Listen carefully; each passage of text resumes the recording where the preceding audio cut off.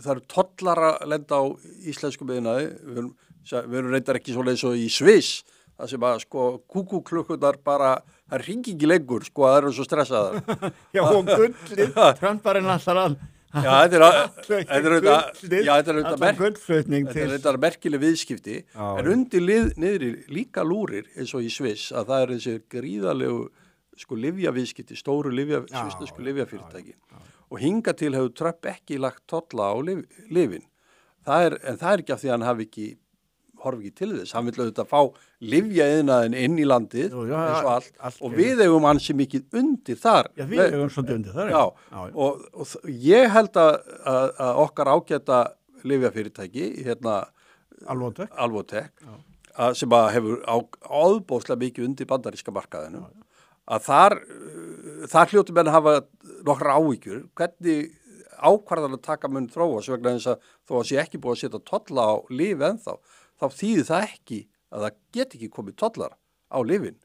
Vegna þess að Trump er þar eins og annars staðar, hann vill fá framleiðsluna heim. Já, og framleiðslu. En hann er enn að meta hvað, sko, þetta er viðkvæmari markaður en annar. Vegna þess að þú skellir allt í nú, eins og Svisslendingarnir fá 40% toll, og skellir því á til þessi lyfjaframleiðslu, þá bara hætt að bandaríski sjúklingar að fá lyfin sín. En það sem að hann treystir sér ekki til það. Það sem getur snúið að íslensk, það er Alvotech skráð Þannig að hlupum við aðeins út undan, við fórum aftur inn í Kauphöllina.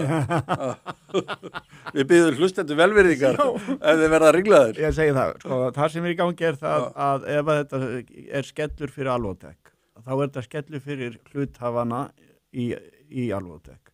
Og Alvotech skráð í Kauphöllinni, það skráð í Svíþjóð og það skráð í Bandaríkjum. Stór hluti af eigundum Alvotech eru bandarískir.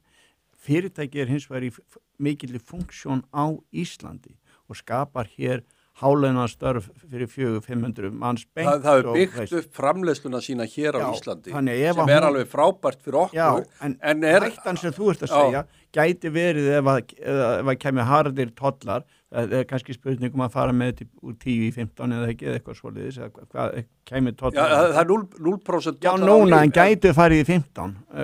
Hugsalega að það færi upp í sömu prósentuna. Þá ert þú að segja sem svo að getur verið að funksjónin fari hérðan að einhverju leiti yfir til Bandaríkjanna. Það er ekki gert á einum degi. Það er ekki gert á einum degi.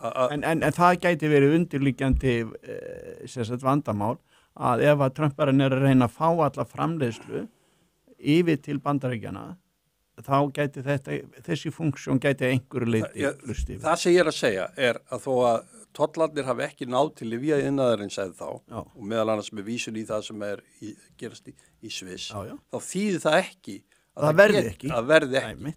Og það er áhyggjuefni kannski fyrir okkur Íslendinga og hluthafa og stjórnendur Alvotech.